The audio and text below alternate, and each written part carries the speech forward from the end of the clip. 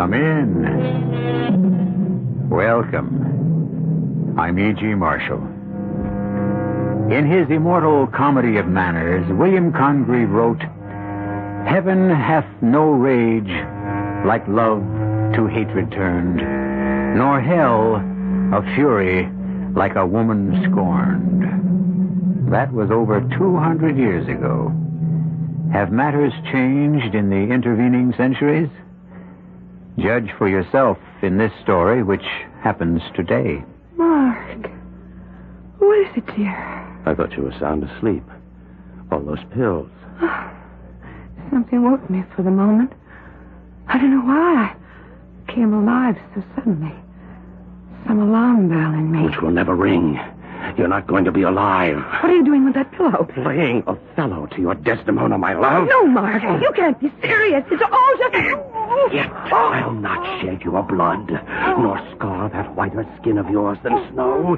Yet you must die. Put out the light, and then put out the light. If I can quench thee.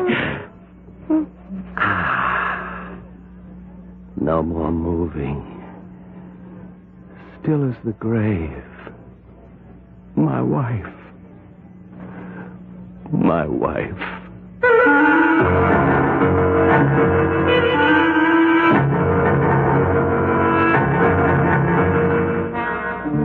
Our mystery drama, Hell Hath No Fury, was written especially for the Mystery Theater by Ian Martin and stars William Redfield.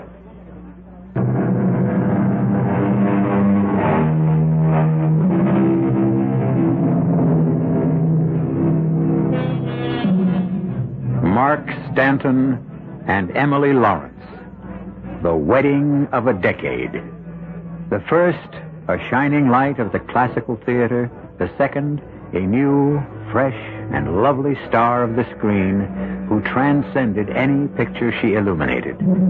A public romance shared avidly by the fans that ranks with Romeo and Juliet, Eloise and Abelard, Desdemona and Othello, and which is destined to end as tragically. But to start a story, one must have a beginning, not an ending. So let's go back a few days before Emily Lawrence's sudden and tragic death. Back to a meeting between Emily's half-sister, Elspeth Whitmore, and Mark Stanton. Who the devil? All right, doll, you better get your clothes on and be ready to scoot. I'll give you the high sign. Hand me my gown, will you? Whoever it is, they aren't going to quit. Thanks, baby.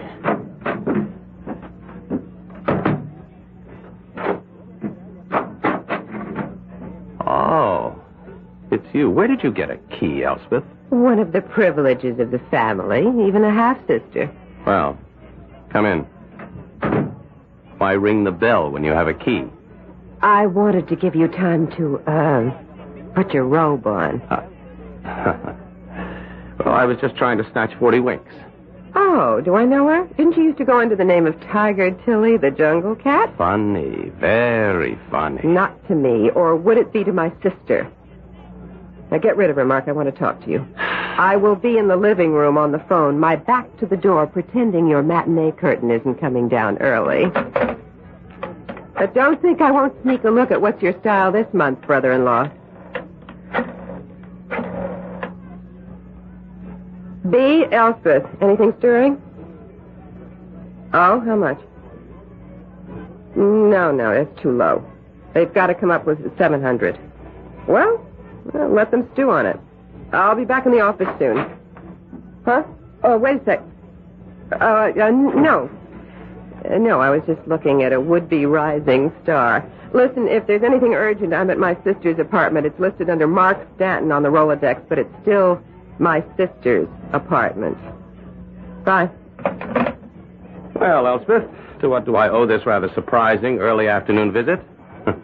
I thought agents were always busy during lunch hours. Sorry to disappoint you. We take a breather now and then. Don't you ever? What does that mean? Well, didn't I surprise you hard at work? Now, look, Eleanor brought me A new treatment she wanted me to see. I'll bet she did. A screen treatment, a script. Okay, Casanova. It's enough banter. Are we alone in this joint now? Oh, don't tell me you want to open old books between us. No, this is a new one. We closed the other when you married my sister. Half-sister. Do you have to rub it in? I'm plain, flat-chested, and no hard hat ever whistled at my legs, but I still have brains. Who needs them when you have Emily's 36, 24, 36, and even the members of the Union League Club look up from the Wall Street Journal when she moves by? Mark, sit down. I'm about to kick your feet from under you. What are you talking about? It's a pity you met me before Emily, isn't it, Mark? And needed me. I beg your pardon. Oh, without an agent and one who cared, you were nothing but a stud. If I hadn't nursed and supported you through speech lessons, singing lessons, small parts, and nothing out of town Now, theater... damn you, I may not have had much education, but I always had talent. Oh, I'll grant you that. But you're lazy. And once you met Emily and knew she had all the looks and all the money, it was time to drop me. But don't forget Emily's money comes from being a film star. And I made her that. Let's forget past history. Mark, since I came back from Europe, I've been going over Emily's financial position. But what right have you to... I happen to be her manager as well as her agent. And I don't like what I see. Emily has never made more in her life. You have never spent more. We have a front to keep up as two reigning stars. Hogwash. You're a successful ham who draws suburban ladies with delusions of culture and dreams of vicarious God knows what to the theater. You make peanuts compared to Emily and spend the kind of money she makes. A temporary loan or two. I have some pictures in the works. Oh, come on, Mark. You couldn't draw flies to a movie theater even in an exploitation film. Huh. So, I have talked it over with Emily, and as Harry Truman used to say, the buck stops here. What does that mean? I'm putting Emily on an allowance, enough to take care of her needs. You can handle the apartment and the rest. But no more play money, little boy. And that's only the beginning. The next thing I'm going after is her will. The one that leaves everything to you. If anything should ever happen to my sister, I can think of better causes for her estate to serve than Mark Stanton, the heel of ham.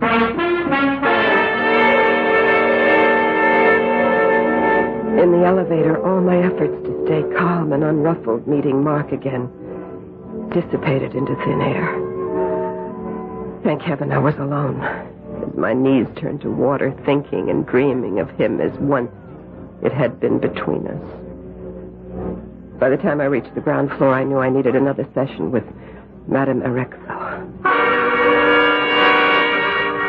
Why do you imagine you can ever fail? You are one of us.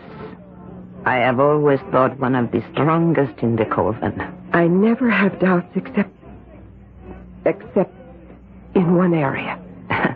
Every Achilles has his vulnerable heel. Every witch her own weakness. We must fight always against the world to hold the true faith. Come, daughter. Let us pray together. Draw the drapes while I light the candles.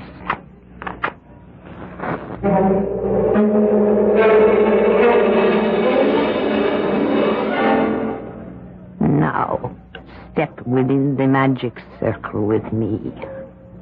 Yes.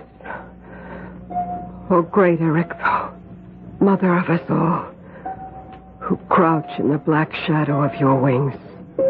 I conjure the form of the instrument, by Lucifer, prince of darkness, by all the stars which rule by the four elements, that we may obtain by thee the perfect issue of all our desires, which also we seek to perform without evil, without deception.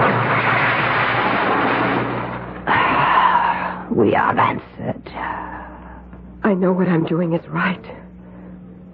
Will it turn out that way? Will you read the tarot cards for me? I am your sister in Satan. I am at your command. Sit down while I shuffle the cards. You know what that means without asking. The King of Coins. A sign of ill omen. Was the question asked for yourself? No. I will ask one for myself now. Then cut. The Ace of Cups. That is a promise of beauty and fertility. For me? Why not? You are young. Scarcely beautiful. One more question. One only. I'm asking it in my mind. Cut. The card of death. The 9 of Swords. No. Not my sister. Not my sister.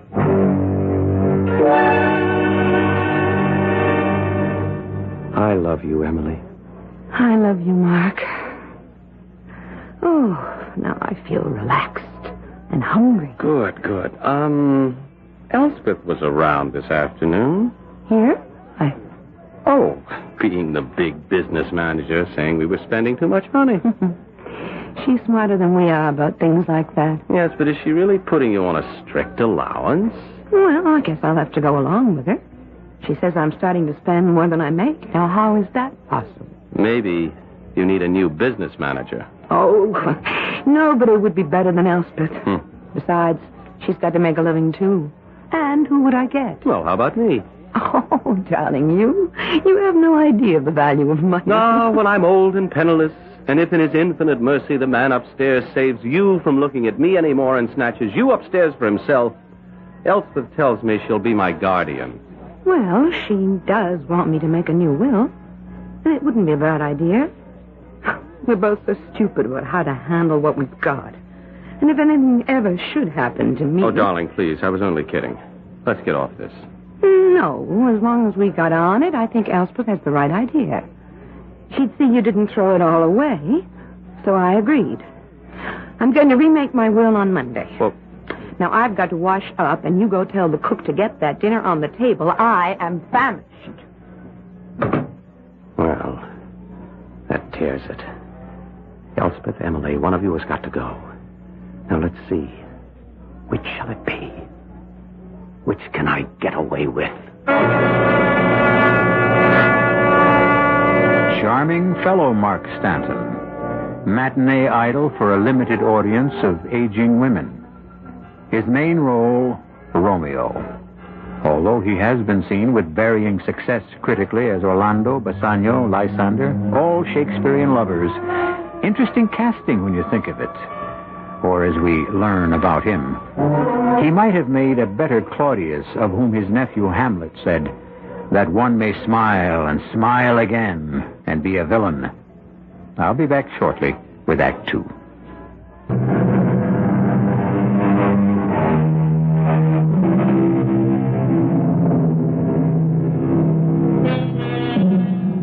A famous epitaph on a child's grave reads, "It is so soon that I am done for. I wonder what I was begun for." That might apply to this story of Emily Stanton, or at least the plan that is forming in the mind of her husband, Mark. The problem with murder is not to want to commit it, but how. How to commit it and not be caught. One thing I knew, it would have to be out of the city. And fortunately, we have a place up the Hudson Valley, suitably isolated. Also, by sheer luck, Emily's picture was not shooting that weekend. Oh, what time is it, Mark? Mark? Did you call, milady? Oh, what on earth are you doing up at 5:30 in the morning? Bringing the woman I adore beyond reason her orange juice. And coffee's on the way.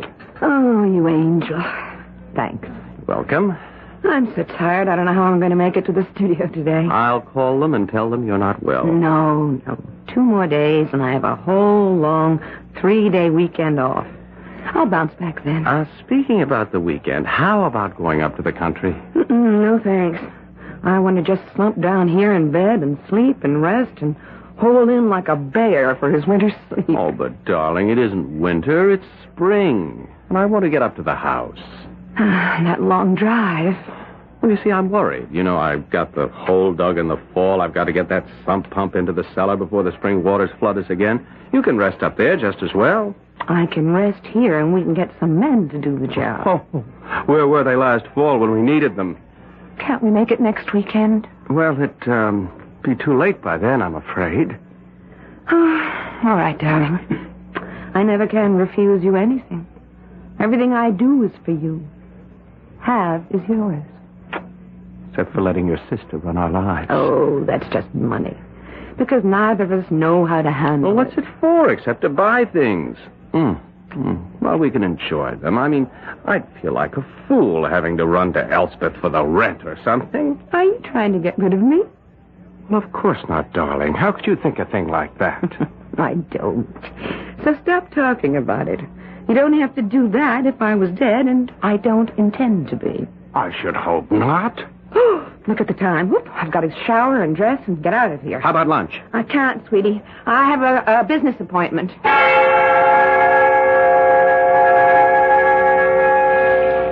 In the shower, a moment or two later, I wondered why I hadn't told Mark my lunch was with Elspeth. Then I decided it was better that I hadn't. And I wished I hadn't agreed to dragging up to the country house. But he's really so beautiful and so sexy and so persuasive, it's awfully hard to refuse Mark anything. If I'd only known I'd picked the wrong thing to ever refuse him, I'd never have let Elspeth talk me into what she called having more backbone, Emily. You can't give in to everything Mark wants or asks. He's a selfish child. That isn't true, Elspeth. Look, honey, take it from me. I found out the hard way. I'm sorry. I didn't mean to bring all that up again. All right, forget it. I've forgotten Mark that way. Plant us two side by side and ask any man to choose. Which way would it go? Well, I'd never have come back from the coast a year ago if I'd known I was going to bust up a romance between you. Emily, we've been over this ground before. You didn't bust up the romance. There wasn't any to bust up except on my side. Mark needed a good agent, and he got me. In more ways than one. So, fini, period. I'm still sorry it hurts. I wish I could make up for it. Well, you can. Two ways. Draw that will making me executrix of your estate and let me budget your dough.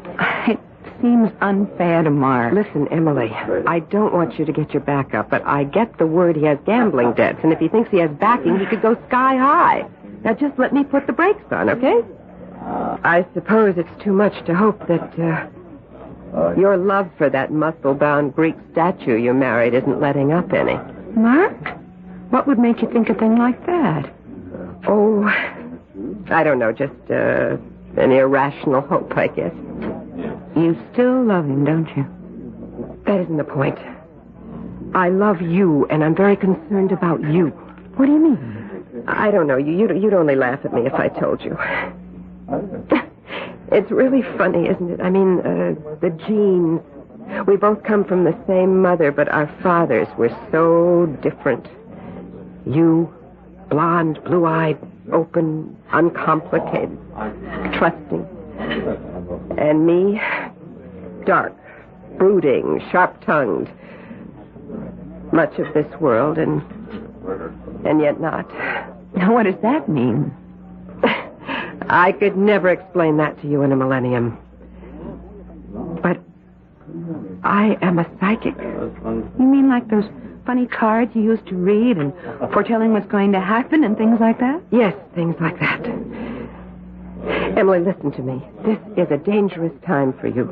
Be careful. Just be very careful. But I don't know what you mean. I can only see so far. I can only warn you. Just be very careful. Now, you are scaring me. I mean to. Well, it is known to you. It's just that I have the weekend off, and Mark and I are going to the country. Ellie, I really don't want to. I'm scared of the drive.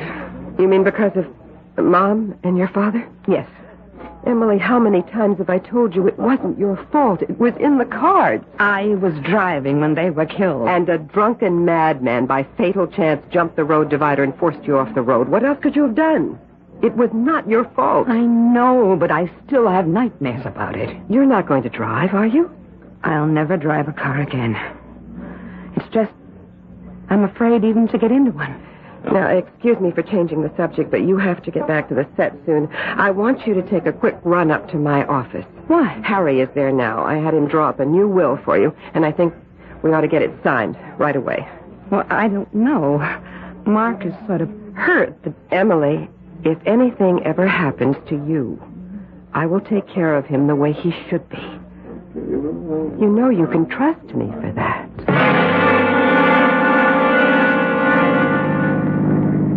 Emily? Yes? Oh, you had your eyes closed. I thought you were asleep. That's not why my eyes were closed. Oh, darling, come on. We've got to put things behind us. I try. It's just...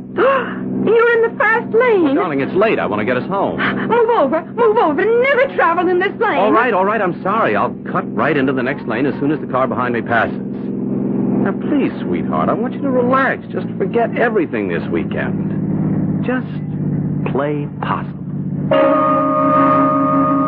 Play possum. Would I have the nerve to do it? And beyond that, could I really find the how? As the hum of the car soothed both of us, and Emily appeared really to drop off to sleep, other things came to my mind. That damn cellar. Flooding every spring when the surface water unfroze and coming down the hill defeated every trick we tried to keep it out. The sump pump was the only answer. And suddenly, at that moment, although it turned my stomach, there was the answer to my bigger problem.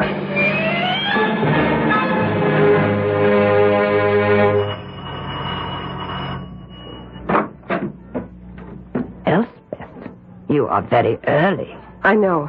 The coven does not meet until midnight. I had to come.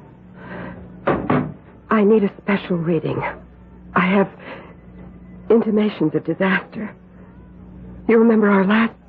One of my gifts is total recall. The last question I asked turned up the 9 of Swords. I asked about my sister.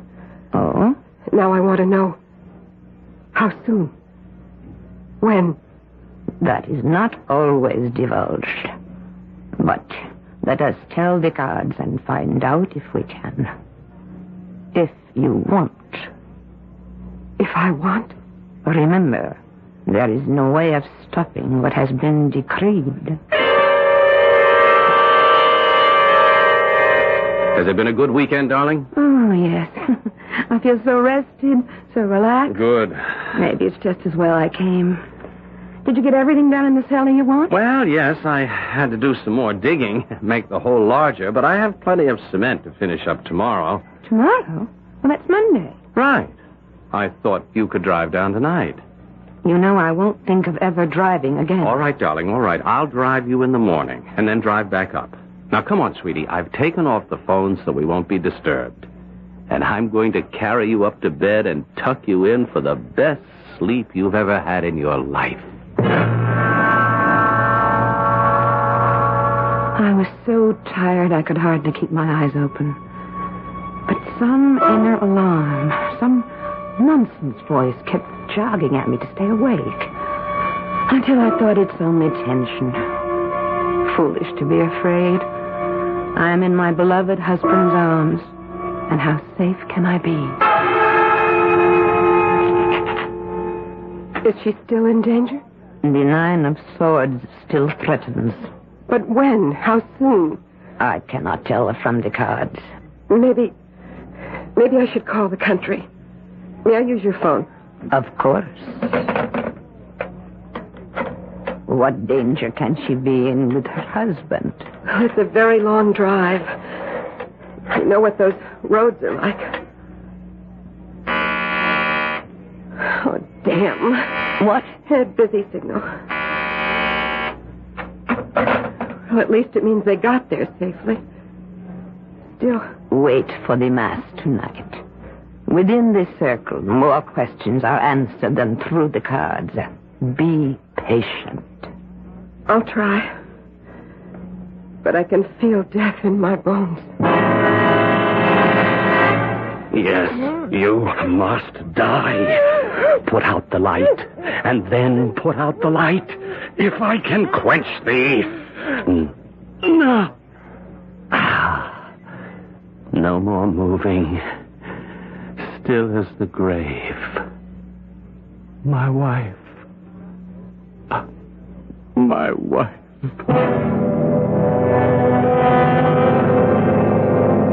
I must have been mad, Emily, to have killed you. Because I do love you. Only that I love myself more. More money. For the need of it. What have I done? How do I cover it? Of course. The car. An accident. No. An accident with a car into the river at the Devil's Elbow. But the body must never be recovered. Then, who could prove anything? The grave is already made. Can I get away with it? Of course I can. I can get away with anything. No! What is it, Elspeth? You interrupt the mass. Eric thought a death has occurred. A death you prophesied. I must leave. Give me permission to leave the magic circle. If the death is accomplished, what can you do? But go, if you must. Well, try it again, operator. Or get me someone who can make the connection if it's out of order. This is a matter of life and death.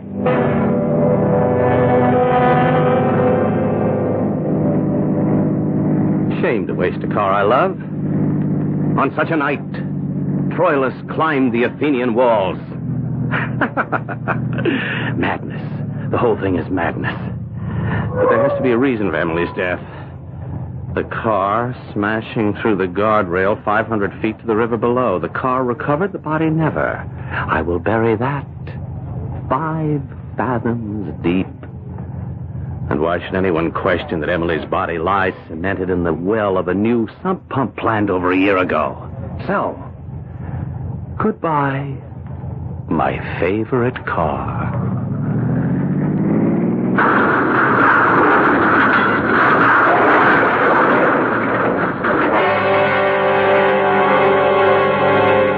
The die is cast. The adversaries established. A murderer and a witch. By whom is justice best served? Which will prevail? If a woman has loved not wisely but too well, who can best revenge her? The majesty and justice of the law, or a kangaroo court beyond and outside the law? I'll return shortly with Act 3.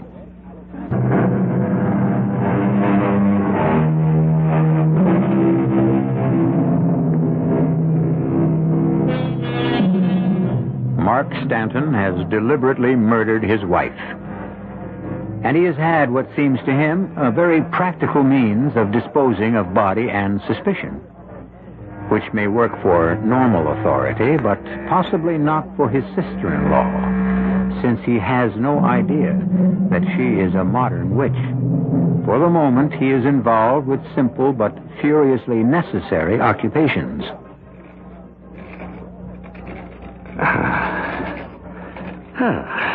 That looks pretty good. Pump in its well, cellar floor replaced. Who'd ever find Emily or think to look for her here? What the devil? 3 a.m. in the morning. Who?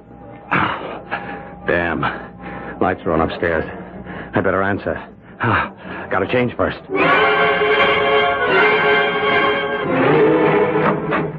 Well, about time. Oh. I always seem to be surprising you en dishabille. Well, what do you expect at this time of night? All right, come in.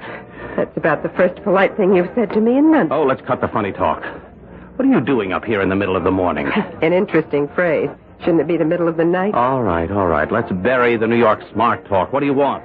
To see my sister. She isn't here. Oh? Why not? She had a 5 o'clock call on location for sunrise shots. So she decided to drive back last night and have the limousine take her on location this morning. What made you take a 2-hour drive out here at this time of night? I'll tell you half of it. I was scared, if that means anything to you. Well, it doesn't. What's the other half? I won't tell you that yet. Although someday you just might have to learn. I won't even pretend to understand that. Oh, excuse me. Yes. Yes, that's right. I'm Mark Stanton. What? Where?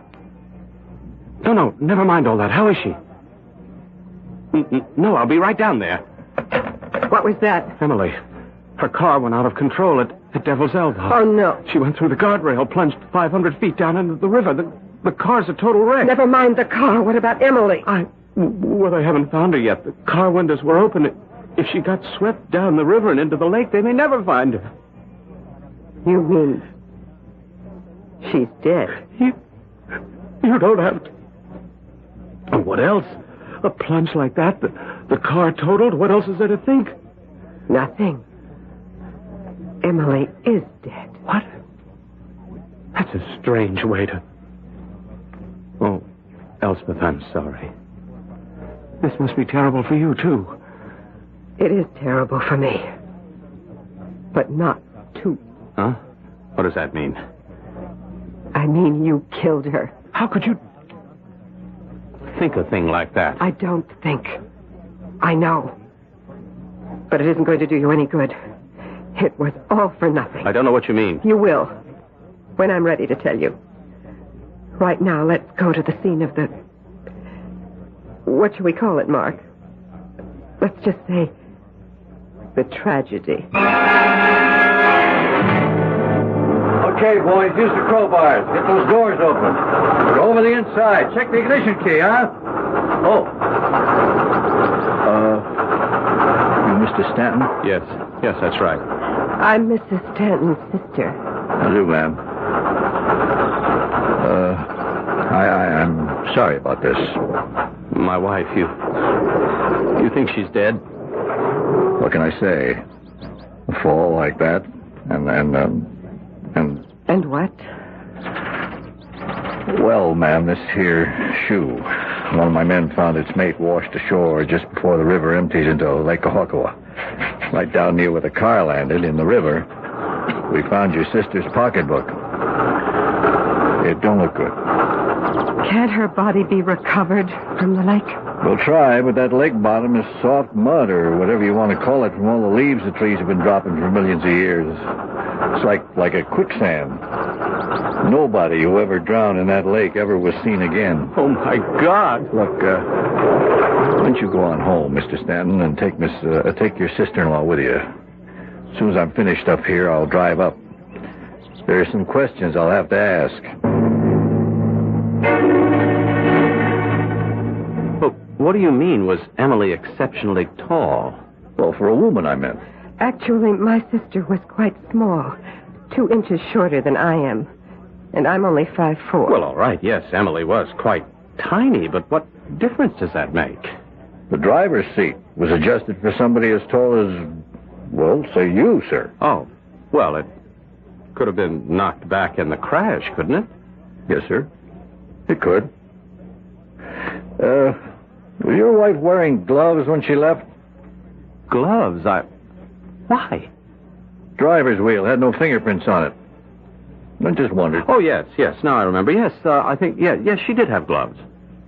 You drive with gloves, Mr. Stanton? Well, yes, usually, and the car is on constant maintenance at the garage. Yes, sir. All right, just one more question for now. Were you alone in the house when the accident happened? Oh, I suppose I must have been. Well, I was just wondering if your sister-in-law was also here. I arrived shortly before Emily left. I had planned to drive her into town this morning. We had some business to discuss, but when she insisted on leaving last night, I was just too tired to make the trip, and I had brought Mark a new script.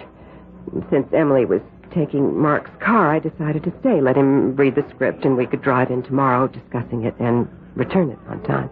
Well, I guess that closes things up for me. Sorry to have taken so much time. My condolences, Mr. Stanton. I hope we can find your wife. He is just as certain of it as I am. You murdered Emily. What are you saying? The truth. If you believe that, Why did you alibi me? I wanted to spike the sergeant's suspicions, at least temporarily. What are you up to? At the moment, not very much. I want to sleep on all of this. Oh, by the way, don't entertain any ideas of getting rid of me. You see, brother-in-law dear, I happen to be exactly what you think of me. A witch. Only I am a real one. And because I am what I am, I can feel her presence in this house. If I told the police what I know, they'd search it from top to bottom. Because of someone who claims to have ESP, they'd write you off as a nut. Mark, you haven't a leg to stand on. On last Wednesday, when we had lunch, I arranged for Emily to change her will. It was finalized before you drove up here Friday. I am executrix and control every penny. I'm too tired to talk about it now. After I've slept on it, I'll decide your future. I suggest you get some rest to prepare for it. I wouldn't have bet a plugged nickel I could get any sleep out of what was left of the night. But a bottle of brandy and sheer emotional exhaustion from fright put me to sleep in the library chair. The last thing I remember was a whirling confusion of surrealistic plots for disposing of Elspeth. I even finally believed what I'd always thought of her. That she was a witch. I was sick with grief and desperately tired. But I couldn't go to sleep. Every time my eyes closed, I seemed to hear a voice. I couldn't stand it any longer. I got up, went downstairs. I saw Mark passed out in the library, a brandy bottle in his hand, and the voice was closer. The voice drew me to the cellar. Help me. And there, beside the furnace, I knew it at last. The fresh cement, still drying, beautifully blended and tapered into the old surface. Now I knew where my sister was. Now I knew exactly what I had to do. I now pronounce you Elspeth Garrick Whitmore, and you, Mark Blaine Stanton, man and wife. You may kiss the bride.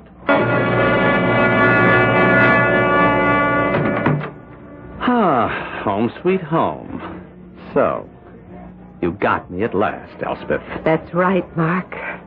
My dear husband. And no way out for you. One word from me and Sergeant Harkness would dig up that cellar and you'd spend the best part of your life in jail for murder. I'm grateful to you, of course. But some things I still don't understand. Oh, you will. Huppy, darling. Just give your bride a few minutes to slip into something fetching and we'll start to begin our married life. I promise you'll find me all I told you I really am. Bewitching. I damned her under my breath for what she claimed to be. I found a longing ache for Emily and what she'd been to me. I seethed at being emasculated, at having to act like a pet poodle, at the hopelessness of my situation. I dreamed of the 1000th plot to get rid of Elspeth. Oh, an idle dream. I'd gotten away with it once, never again. And then she called me into the bedroom. Come, lover boy. Oh, good Lord. No. You didn't really believe I was a witch, did you? You're not Elspeth. You're Emily. I've borrowed her aspect. Does it please you? Yes, I love you. I want you. Oh, Emily, my beloved. Elspeth, Mark, not Emily. Only her aspect, which you will live with every moment we're at home. Oh. But you will not touch me, either as myself or my sister you killed. I don't understand. I want to be sure you can't get away with it. A good lawyer, your own natural charm, a long, bitter trial, the possibility of escape. And even if they found you guilty, there is no death penalty, so my way's better. No money, no freedom, and the remembrance every day of the crime you committed, the girl you murdered to haunt you fresh and lovely while you grow old and forgotten.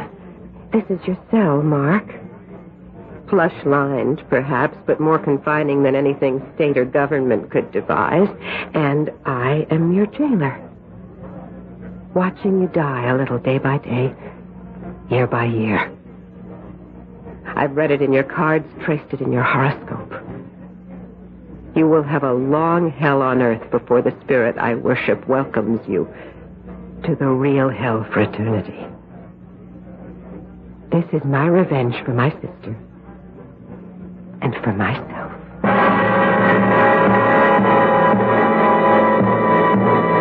As it was in the beginning, so it is now and ever shall be. Heaven hath no rage like love to hatred turned, nor hell no fury like a woman scorned. For this story there is no ending. A man bought only what he deserved. I'll be back shortly.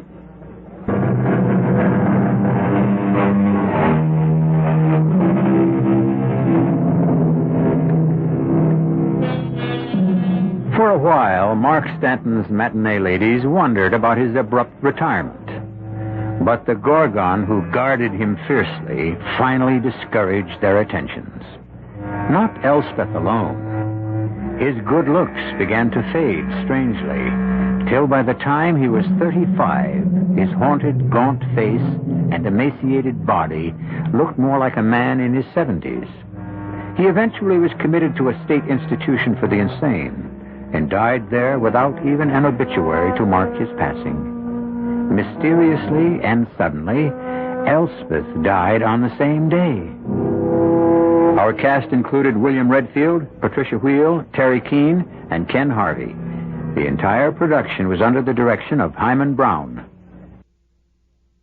This is E.G. Marshall inviting you to return to our Mystery Theater for another adventure in the macabre. Until next time, pleasant dreams.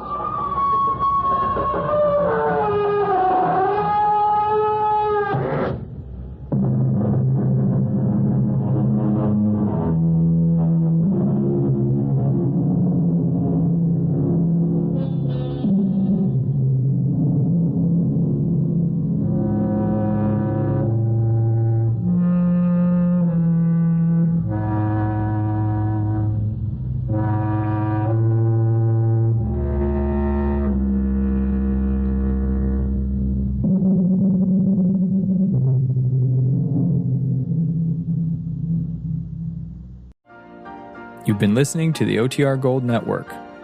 Find more classic radio at otrgold.com.